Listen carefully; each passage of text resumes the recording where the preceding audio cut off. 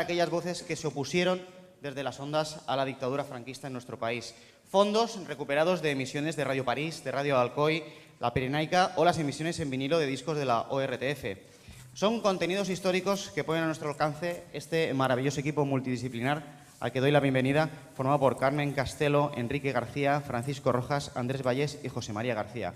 Os dejamos en sus manos y, sobre todo, os pedimos que estéis atentos porque es historia reciente de nuestro país, fundamental e importante, e historia hecha por aquellas personas que se jugaron la vida en defensa de los valores democráticos.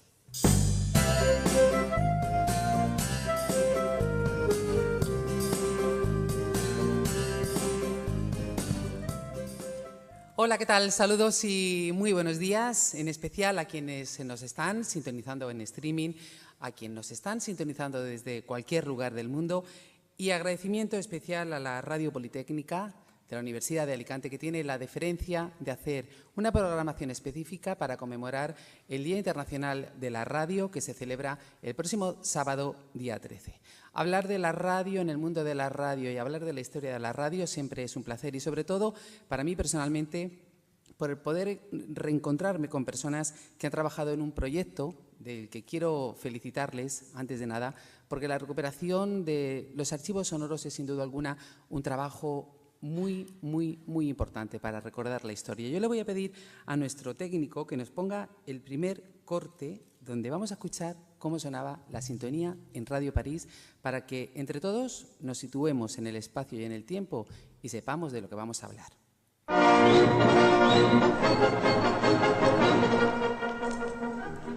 Querido amigo oyente de España, en este fin de año, el equipo de habla española de la Radiodifusión Televisión Francesa, ORTF, no podía encontrar mejor oportunidad para ofrecerle...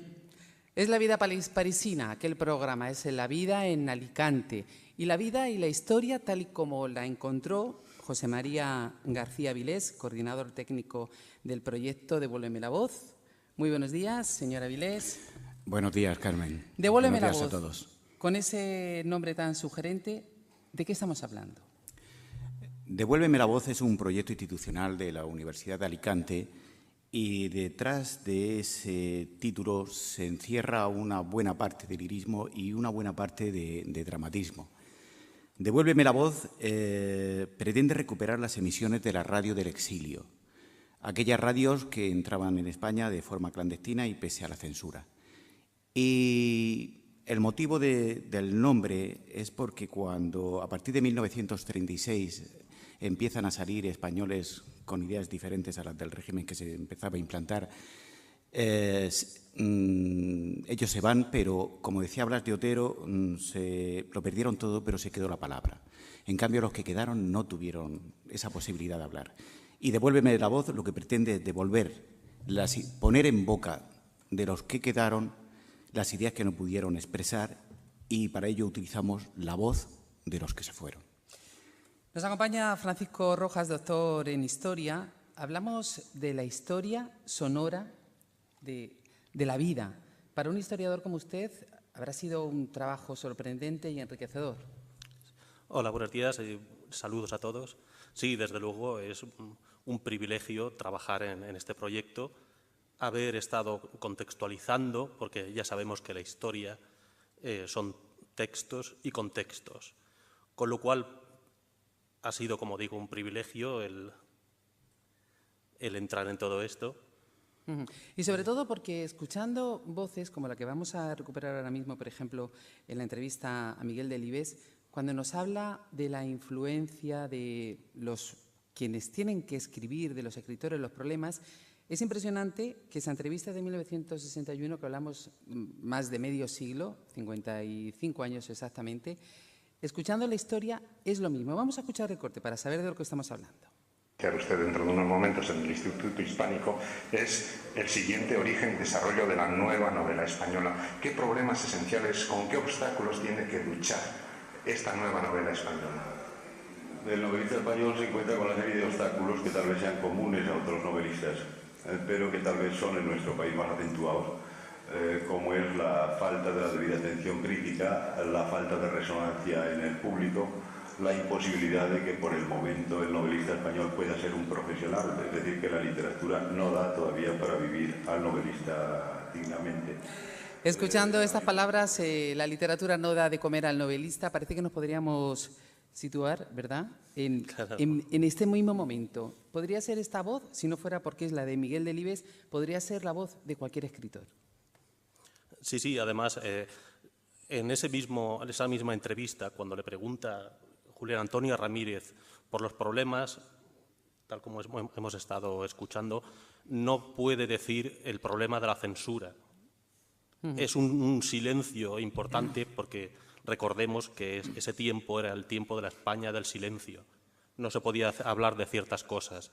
Estamos hablando de París, que París no tiene nada que ver, pero claro, Miguel Delibes tenía que volver a España y podía ser represaliado por ello.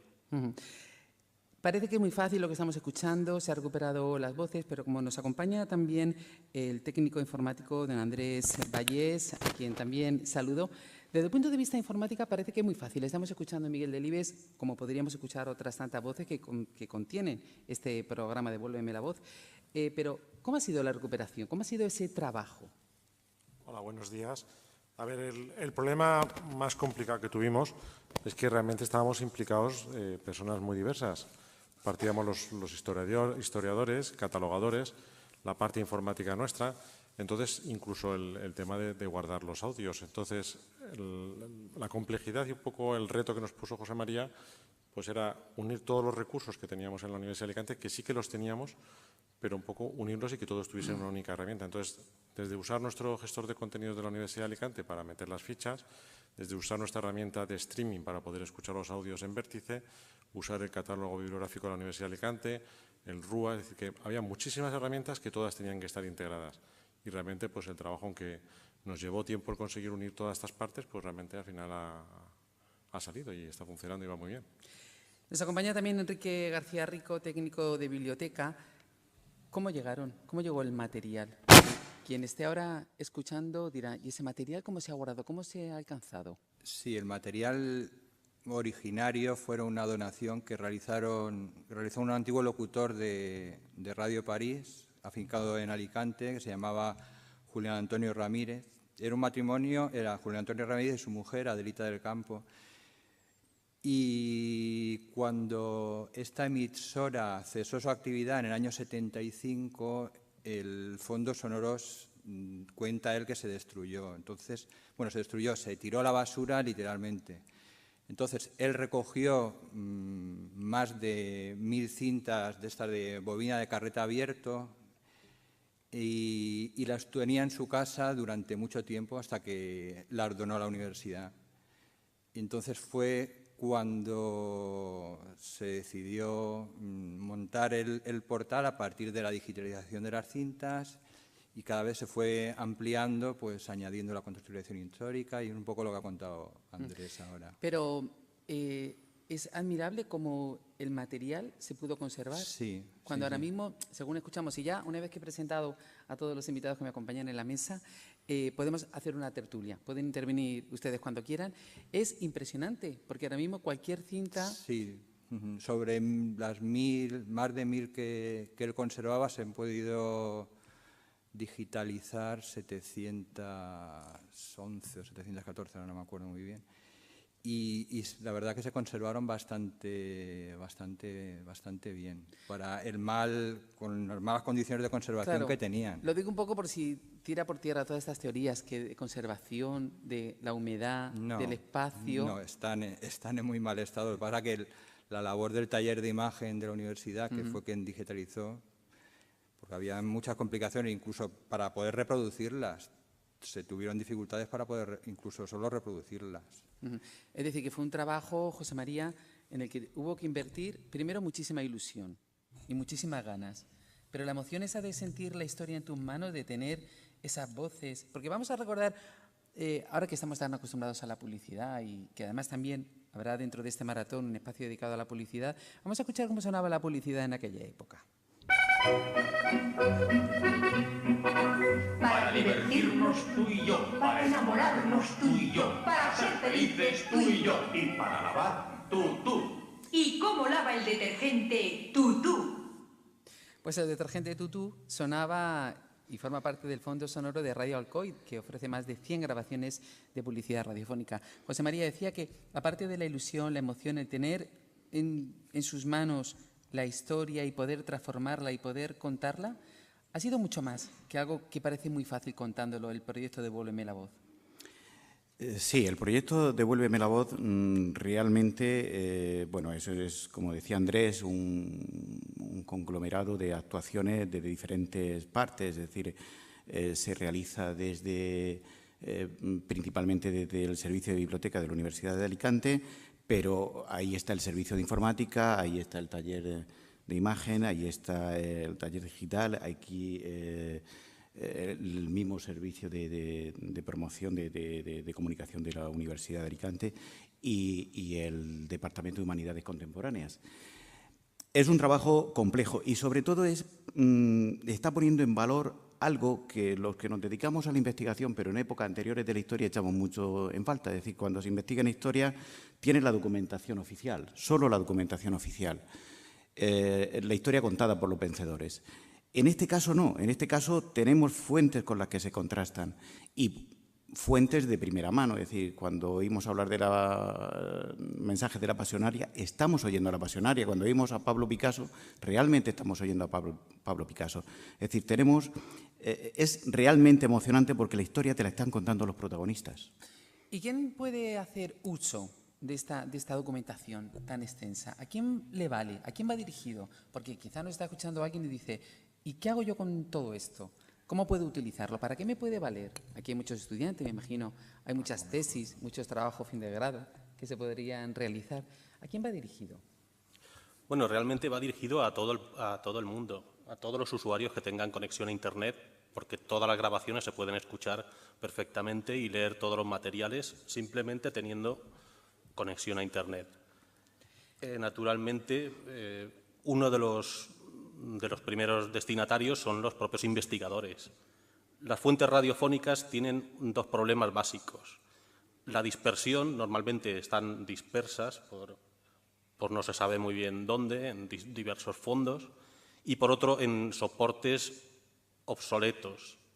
Estas cintas, por ejemplo, son de bobina abierta, que hoy en día es muy, muy difícil encontrar reproductores para ellas, con lo cual, para un investigador, eso es prácticamente imposible escucharlas. Aquí se digitalizan y se suben al propio portal. Y es un acto muy generoso, ¿no?, por parte del propio proyecto, porque es algo que es gratuito y que es accesible absolutamente.